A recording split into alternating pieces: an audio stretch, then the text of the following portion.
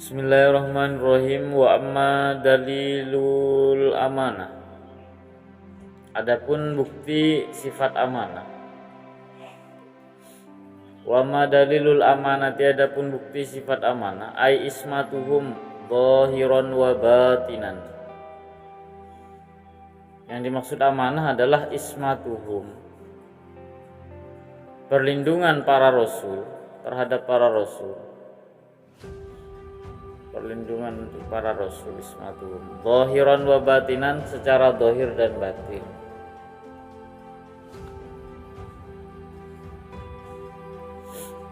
Min muharramin au makruhin, dari perbuatan haram,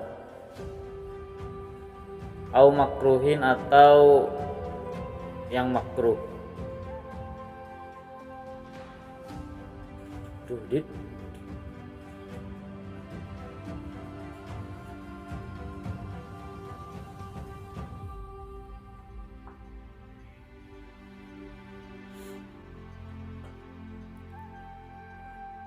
diulangi. Wa amad dalilul amanati, adapun bukti sifat amanah. Yang dimaksud amanah adalah ismatuhum, perlindungan atau proteksi.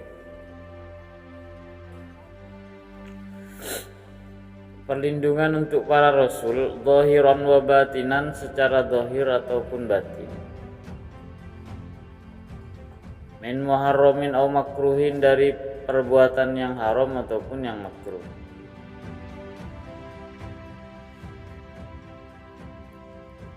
Au makruhin atau perbuatan makruh. Annahum, bahwasanya mereka, ini buktinya bahwasanya para rasul itu lau khonu, seandainya mereka khianat, lau khonu, seandainya mereka berkhianat,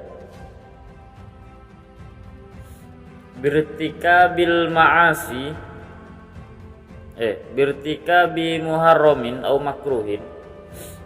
Berkhianatnya mereka gimana? Yaitu dengan melakukan perkara yang haram, au makruhin ataupun makruh.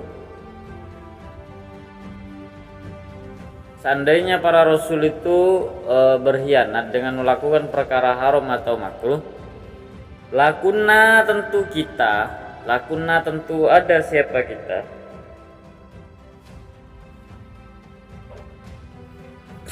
makmurina, diperintah, tentu kita itu makmurina, diperintah, bimithli ma yaf'alunahu, kita pasti akan diperintah, bimithli ma, dengan sesuatu yang sama, bimithli ma, dengan sesuatu yang sama, yaf'alunahu, yang dikerjakan oleh para rasul. Ketemu Ishak? Jangan terlalu nunduk Ishak, disimpan di atas meja saja. Udah beda mulutnya kan? Jangan ngantuk semua, jangan terlalu nunduk.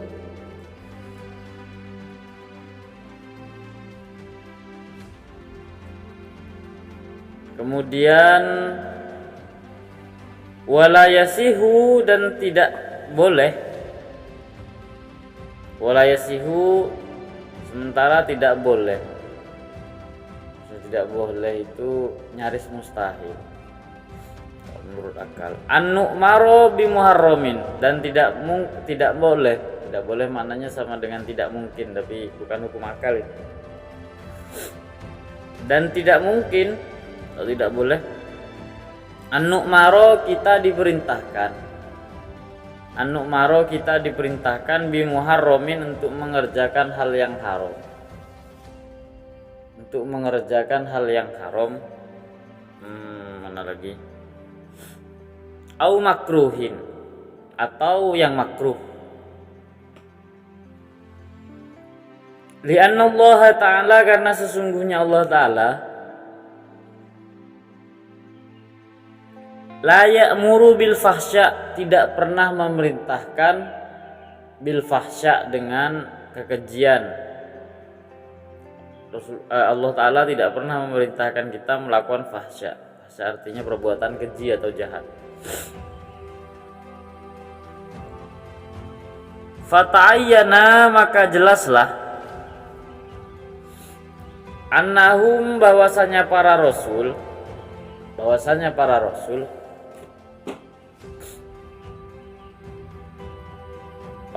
itu lam yaf'alu, tidak pernah berbuat siapa mereka illa ta'ata, kecuali ketaatan.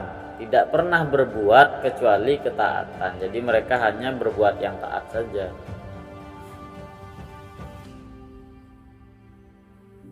Imma wajibatan au manzumatan, baik yang wajib, taat yang wajib atau taat yang sunnah. Imma wajibatan, baik taat yang wajib, au manzumatan ataupun yang sunnah.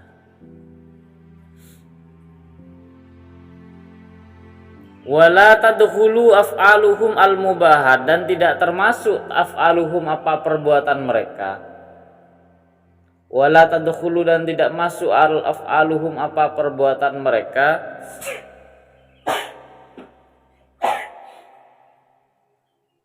al-mubahat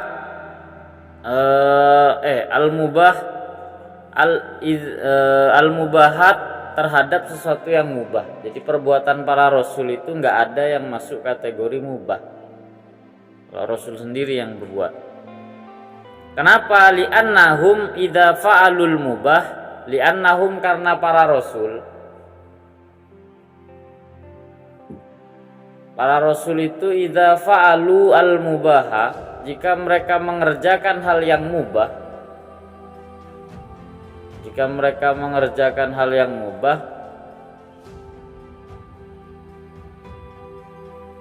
yakunu libayanil jawas, yakunu, ada perbuatan mubah itu ada libayanil jawas, untuk menunjukkan kebolehan, menjelaskan kebolehan suatu perkara. Oke, satu sifat lagi. Wa mad dalilut tabligh, adapun dalil dari sifat tabligh. Adapun dalil dari sifat tabligh, fali annahum, maka sesungguhnya para rasul,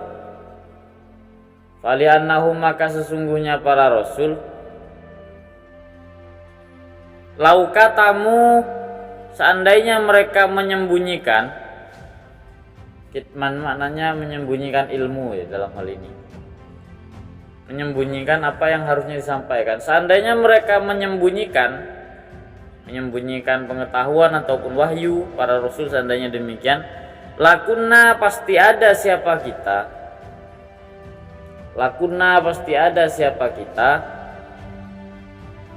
ma'murina bikitmanil ilmi, diperintahkan untuk menyembunyikan ilmu juga. Pasti kita akan diperintahkan menyembunyikan ilmu juga seandainya para rasul demikian. Wala yasihu annaktumal ilma, padahal tidak boleh annaktumal ilma, untuk kita menyembunyikan ilmu. Padahal tidak boleh kita itu menyembunyikan ilmu ya. Enggak boleh artinya di sini dilarang. Padahal kita diharamkan menyembunyikan ilmu. Li'anna katimahu mal'unun, karena orang yang menyembunyikan ilmu, katimahu, orang yang menyembunyikan ilmu, mal'unun itu dilaknat. Fata'ayyana, maka jelaslah. Annahum, bahwasanya para rasul, lam yaktumu, sesungguhnya mereka tidak kitman, tidak menyembunyikan wahyu. Kitman ini antonim dari sifat tabligh. Fasabata lahum at-tablighu, fasabata, maka tetaplah lahum, bagi para rasul, at-tablighu, apa sifat tabligh. At-tablighu, apa sifat tabligh. Oke, sampai di situ saja. Kita akan menjelaskan dua sifat para rasul selanjutnya. Yang kemarin sidik artinya benar atau dibenarkan oleh Allah Ta'ala. Nah, sekarang kita bahas masalah sifat amanah. Amanah yang dimaksud adalah, ini maksud dengan amanah adalah terjaga dari perbuatan haram ataupun makruh ya. Artinya Nabi tidak pernah melakukan perbuatan haram ataupun makruh. Kenapa? Alasannya karena Nabi itu adalah musyarri. Nabi itu adalah figur yang harus ditiru. Musyarri itu artinya bisa menjadi standar syariat Nabi. Makanya Nabi tidak pernah melakukan keharaman ataupun hal yang makruh ya, karena tadi Nabi adalah standar dari syariat. Nah, bahasa Pak Dufir itu biasanya menyebut peraga. Jadi karena Nabi seperti peraga, atau kita mungkin apa ya, kalau dalam senam instruktur, maka kalau gerakan tangannya diangkat, dia akan semuanya akan harus ikut mengangkat begitu. Makanya seandainya Nabi melakukan kesalahan, dalam hal ini adalah melakukan maksiat, pasti kita diperintah bermaksiat begitu. Karena Nabi itu kan peraga, orang yang akan diikuti. Jadi salah satu alasan kenapa Nabi itu punya sifat amanah, tidak akan mengerjakan perkara haram ataupun makruh, karena Nabi adalah musyarri. Musyarri itu maknanya, makna musyarri hakiki tetap Allah Ta'ala ya, yang menentukan syariat. Nah, tapi kalau dalam hal ini musyarri'nya Nabi diantaranya, Nabi itu adalah peraga dari syariat. Jadi kalau di Quran disebut sholatlah dan zakatlah kalian, berimanlah kalian, kita kan nggak lihat, nggak tahu maksudnya gimana caranya sholat. Al-Quran hanya menyebutkan itu. Nah, ketika ada Nabi mempraktekkan sholat itu kayak gimana. Oh, pertama takbir, nanti ada rukuknya, ada i'tidalnya, ada salamnya misalnya. Ini yang disebut musyarri. Makanya seandainya Nabi misalnya sholat duhur 10 rakaat, pasti kita juga wajib sholat duhur 10 rakaat begitu. Makanya Nabi wajib amanah, tidak akan mengerjakan haram dan makruh ya, karena Nabi adalah peraga atau contoh. Begitu. Itu Nabi itu ya. Bahkan Nabi itu tidak pernah berbuat yang mubah. Kenapa? Karena tadi kalau Nabi berbuat mubah itu dalam rangka atau untuk menunjukkan kebolehan hukumnya. Artinya masuk ke sifat tabligh. Tabligh itu kan maknanya menyampaikan. Kalau Nabi berbuat mubah itu masuk ke sifat tabligh. Artinya dalam rangka menjelaskan, misalnya Nabi diam-diam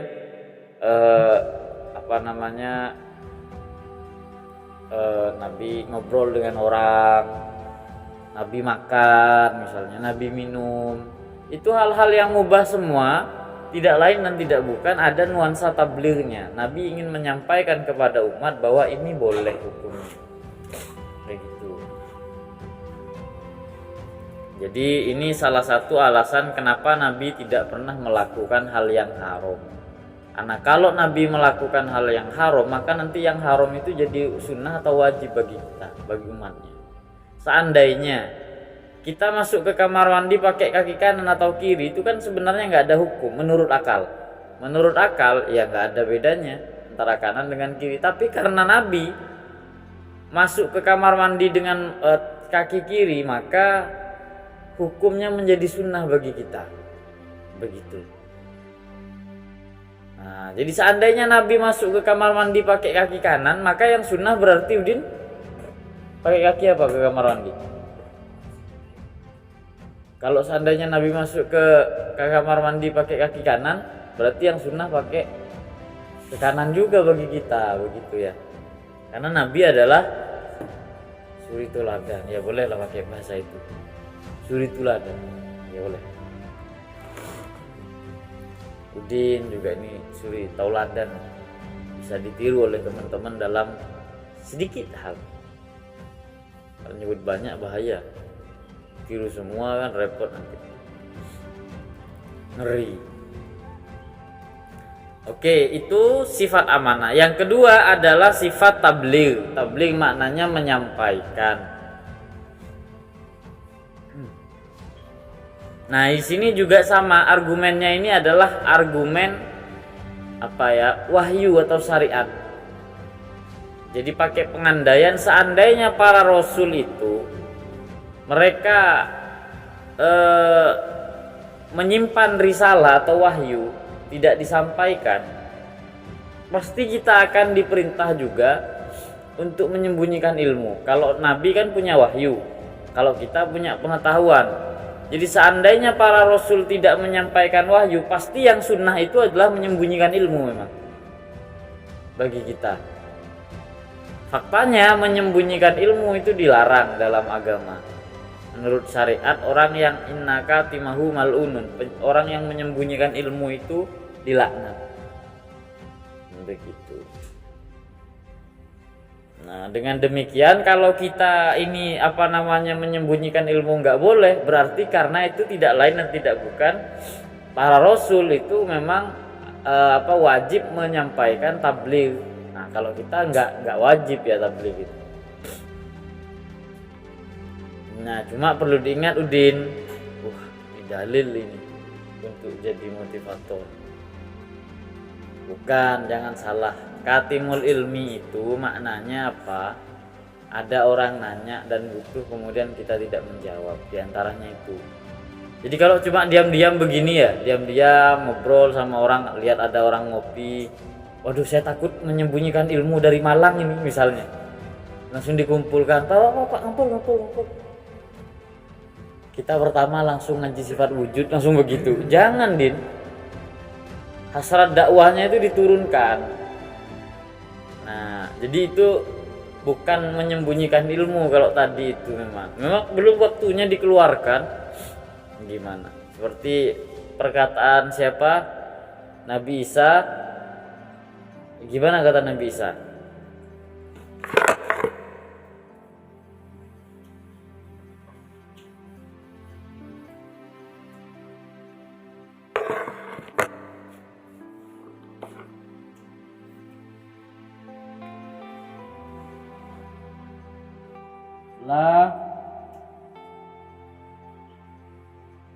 Karena bisa la tu'tul hikmah.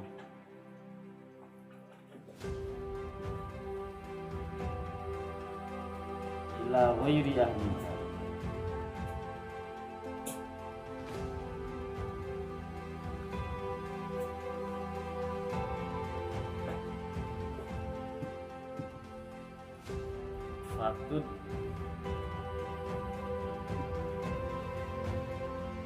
Satu delimuha.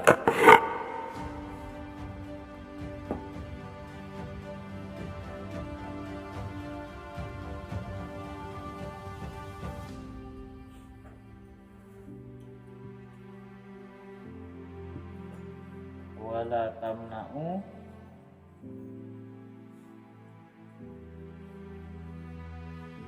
tamna'uha li ahliha.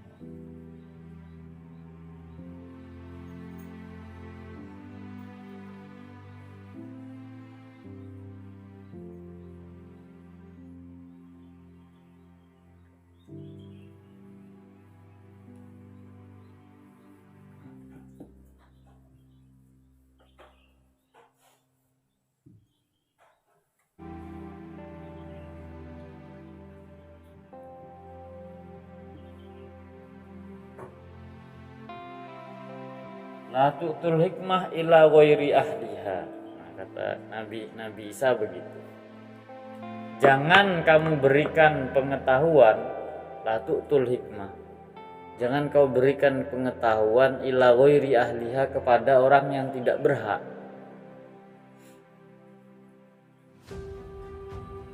Nah, terjemahnya ditulis dulu ya, biar saya nggak perlu ngulang. La tu'tul hikmah ila ghairi ahliha. Jangan kau berikan pengetahuan ila ghairi ahliha kepada orang yang tidak layak. Jangan kau berikan ilmu atau pengetahuan kepada orang yang tidak layak. Fatuzlimuha, kamu akan dolim kepada ilmu. Jadi termasuk dolim ke ilmu, Din. Ngasih ilmu ke orang yang tidak layak. Wala tamna'uha, dan jangan kau larang atau kau cegah pengetahuan. Hanya kembali ke hikmah ya, hikmah maknanya ilmu saja biar gak repot. Jangan kau cegah pengetahuan li ahliha, kepada orang yang layak menerimanya, kepada para penuntut ilmu. Fatudzlimuhum, maka kau dolim kepada mereka. Mereka itu yang dimaksud ahli ilmu. Jadi ada dua kategori tadi itu. Makanya kalau ada orang yang langsung mengklaim siapa yang mau jadi ulama, nah saya gak khawatir mau ngajar. Karena kalau ngajar itu kita dolim sama ilmu. Orangnya nggak mau, Dit, gimana, Dit? Paham, Dit? Nah, dolim nggak sama ilmu, Dit? Kalau dikasih ke Dita, iya, Dit? Hah? Sudah berubah pikiran? Terpaksa. Ini pernyataan Nabi Isa ini. Jadi kalau Udin kan biasanya cuma model berpikir model jenis kedua ini, la tamna'uha li ahliya fatudlimuhu. Jadi kalau kita nggak menyampaikan pengetahuan, tuh nanti gimana ya orang itu. Tapi ada yang perlu dipikirkan. Anda mungkin kita jarang mungkin kita mikir level pertama ini. Jangan kau kasih ilmu itu ke orang yang tidak pantas. Berarti kamu dolim ke ilmu. Jadi ternyata dolim ke ilmu itu bisa, Udin. Di antaranya tadi memberikan pengetahuan kepada orang yang tidak layak. Begitu. Tidak layak mendapatkan itu. Makanya dalam hal ini perlu ada clustering memang. Ada pengkelasan. Dibedakan maksudnya. Untuk level dasar ya pengetahuan biasa-biasa dulu, jangan langsung yang tinggi-tinggi misalnya. Itu dolim. Itu dolimnya dua-duanya itu. Dolim ke ilmu sama peserta didiknya. Kalau langsung diberi yang langsung levelnya luar biasa. Ya harus perlahan, pelan-pelan. Wala tamna'uha li ahliha fatudlimuhum. Nah, kalau ada orang yang mau belajar, dikasih kesempatan mereka. Jadi jangan dilarang. Namanya orang mau belajar. Di antara prinsip atau sikap jadi guru itu bagi saya sih yang kadang agak problem di saya. Kita harus bersikap sama kepada orang yang berbeda. Bagi saya itu agak berat. Harus bersikap sama kepada orang yang berbeda di mata pengetahuan. Itu biasanya berat. Atau kayak ada orang yang sebenarnya kita nggak terlalu serak ya, tapi dia mau belajar ke kita. Tetap saja itu atas nama pengetahuan kita harus melaksanakannya. Misalnya saya nggak suka sama Udin, terus Udin nanya, itu tetap bagaimanapun harus dijawab. Padahal secara personal misalnya lagi konflik sama Udin, nah begitu kira-kira. Itu kadang biasanya juga memberatkan Din walaupun tipis-tipis. Begitu. Sak ya? Gak tahu.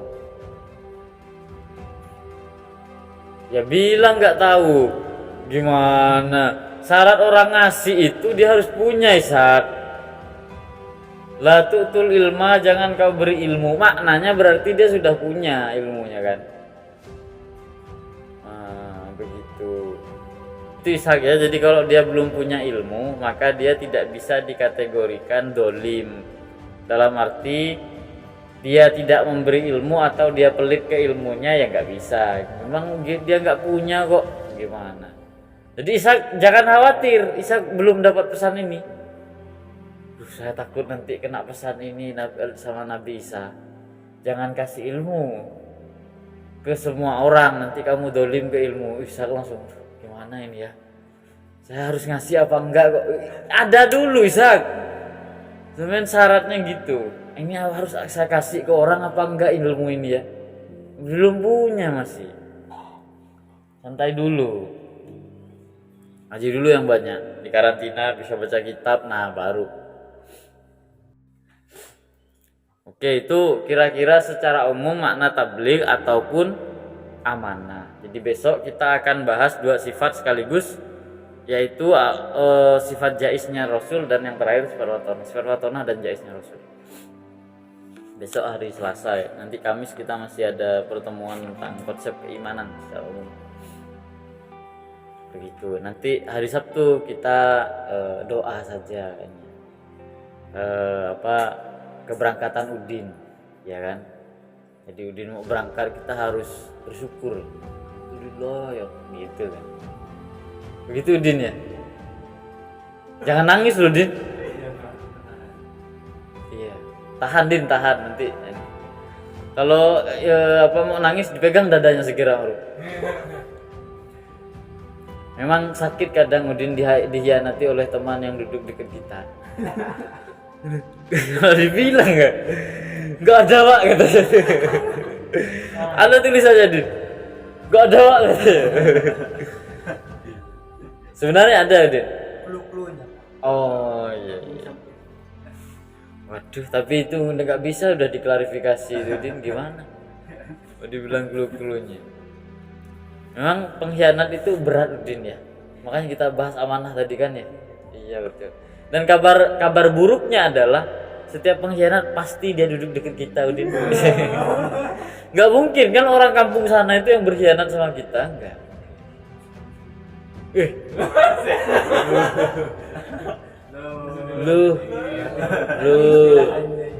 Lu berarti main di selimut.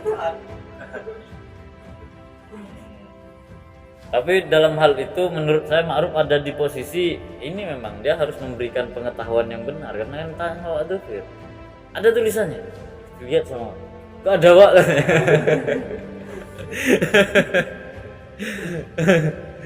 Iya. Langsung Udin kacau dia. Aduh, gimana ini gimana ketahuan. Iya. Oke, sampai di sini silakan kalau ada pertanyaan. Kalau tidak kita sudahi. Oke. Ini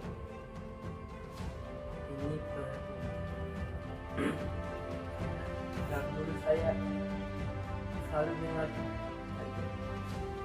puasa Ramadan. Kebanyakan orang bekerja hari pertama, kedua puasa, dan seterusnya itu tidak puasa. Alasan kenapa? Tadi untuk saya nanti akan bekerja, apa makan sampai puasa, apa baju lebaran untuk istri dan anak lagi. Terus di kodok gimana Mas? Gimana di kodok? Bekerja siang malam, siang aja dari jam 7. Oke. 8 jam. Ya, pertanyaan intinya. Baru itu ambulannya. Oke. Kita jawab gimana? Jawab dengan fakta saja. Cari saja orang yang bekerja. Kayak di sini kan ada Pak Sul. Bekerja dulu, tapi kan belum ada yang bangunan ini. Kita kerja kok Ramadan full dan puasa. Beberapa orang lihatkan saja bukti bahwa ada kok beberapa orang yang kerjaannya itu lebih kasar dan puasa. Makanya kalau saya pribadi ya condong saya respect kepada orang yang jujur. Bilang misalnya saya memang malas, gimana iman gak terlalu kuat, gitu-gitu itu lebih baik menurut saya daripada dia tadi menjadikan anak istrinya sebagai tameng. Ini demi anak istri yang gitu-gitu. Karena kadang itu lebih seandainya diukur, kadang nilai kebenarannya itu loh dikit. Maksud saya mungkin iya 1 hari 2 hari memang betul ada momentum berat dan memang itu demi keluarga. Tapi di momen selanjutnya, seandainya kita bolehkan hukum itu seakan-akan dirubah kan. Nah, jangan-jangan dia ikut yang itu, semuanya dianggap sama.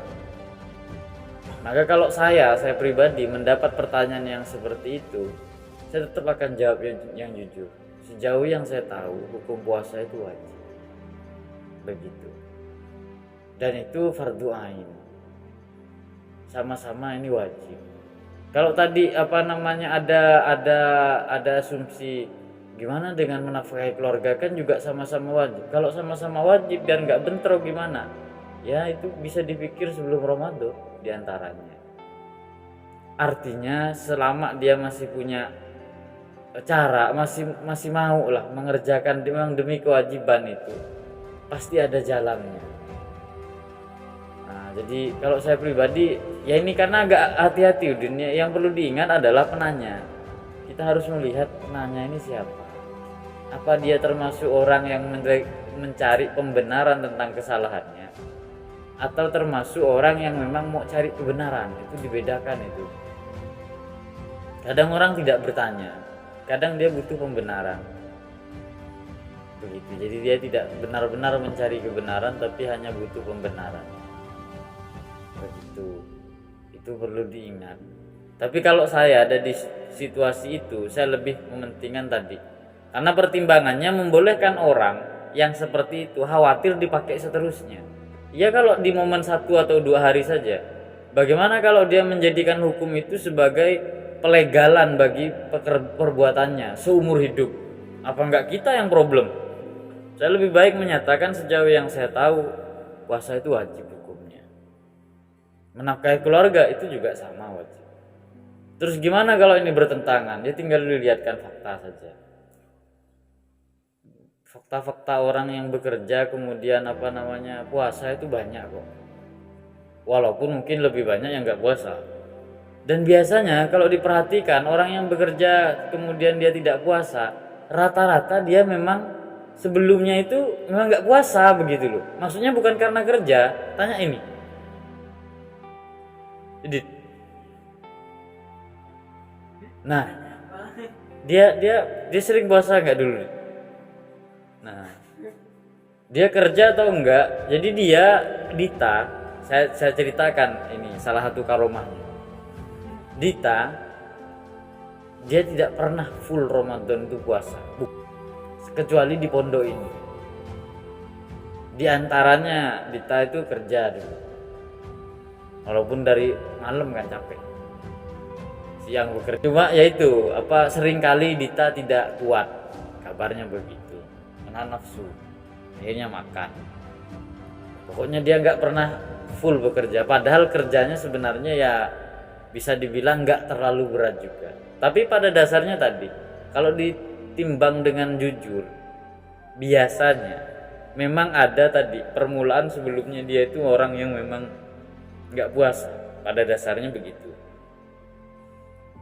Walhasil ya Ramadan apalagi dia punya tanggung jawab berupa anak istri misalnya. Waduh, kesempatan kan. Tuh anak istri nih nggak bisa puasa akhirnya gitu kan. Ini kalau nafsu yang jadi imam repot. Begitu Dita ya. Bisa nggak Dit? Dulu sampean kerja apa Dit?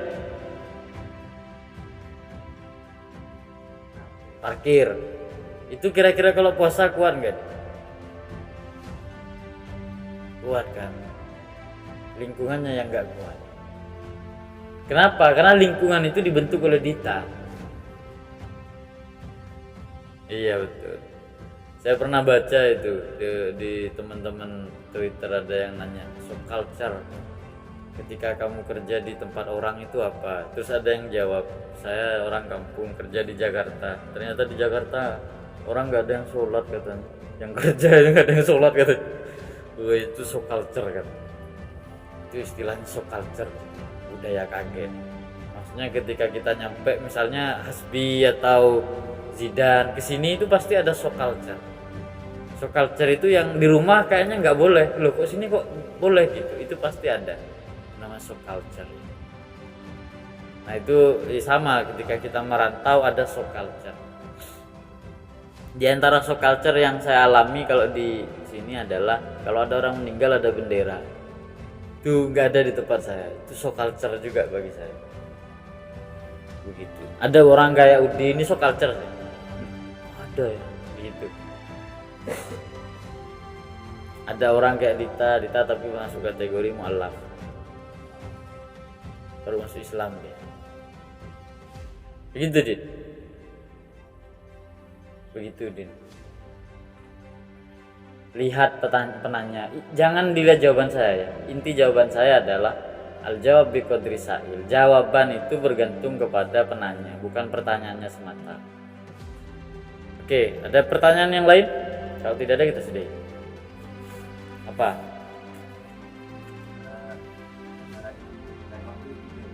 Beda lah.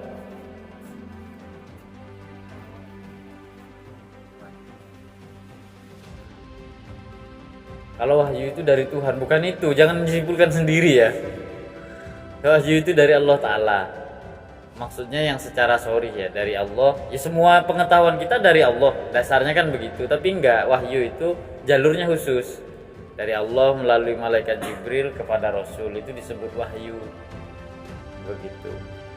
Jadi atau dari Allah langsung kepada Rasulnya. Dalam hal ini seperti Nabi Musa, enggak melalui perantara. Itu disebut wahyu yang begitu itu. Nah, ketika dikomunikasikan wahyu itu kan jadi ilmu. Begitu. Makanya kalau wahyu bedanya tadi sumber. Kalau pengetahuan bisa kita membicarakannya, bahkan dari orang kafir pun kita bisa mendapat ilmu. Tapi kalau wahyu itu otoritas Tuhan. Begitu. Apakah ada wahyu yang tidak boleh disampaikan? Ada. Kalau itu memang Allah sendiri yang memerintahkan jangan disampaikan. Nah, oleh karenanya di beberapa hadis ada riwayat memang dari siapa? Imam Abi Hurairah misalnya. Bahwa Nabi itu memerintahkan dua hal. Ada yang disuruh sampaikan, ada yang jangan. Di beberapa hal tertentu. Nah, begitu. Jadi bahkan dalam tidak menyampaikan sebenarnya para rasul itu tetap tabligh. Jadi tetap tidak menyampaikan apa yang sama Allah, kalau yang ini jangan, artinya khususiyah istilahnya kan begitu. Dikhususkan untuk Nabi. Di antara khususiyah kalau dalam perbuatan itu adalah Nabi punya istri lebih dari 4. Boleh nggak itu dia? Nabi punya istri lebih dari 4. Muhammad berlaku kepada yang lain. Di antara khususiyahnya Nabi itu, jadi yang dilihat bukan pada aspek itu ya. Nabi wajib sholat tahajud, wajib ya, bukan sunnah. Itu di antara khususiyah. Makanya kita jangan cuma lihat sisi-sisi yang enak sekali, misalnya kayak Nabi Sulaiman. Nabi Sulaiman mainan angin, ngomong sama semut misalnya. Itu yang dilihat, kaya, istrinya banyak misalnya. Bukan sisi itunya saja yang dilihat. Yang jelas para nabi itu asyaddu balaan kata. Pasti ujiannya paling berat. Baru kemudian aulia, para kekasihnya. Makanya kalau yang dilihat itu, nah itu pasti nanti salah. Begitu Ishak ya. Oke, mungkin itu ya. Kita akhiri. Bismillahirrahmanirrahim. Allahumma inni astaudiuka ma'alam tani falakin bi dan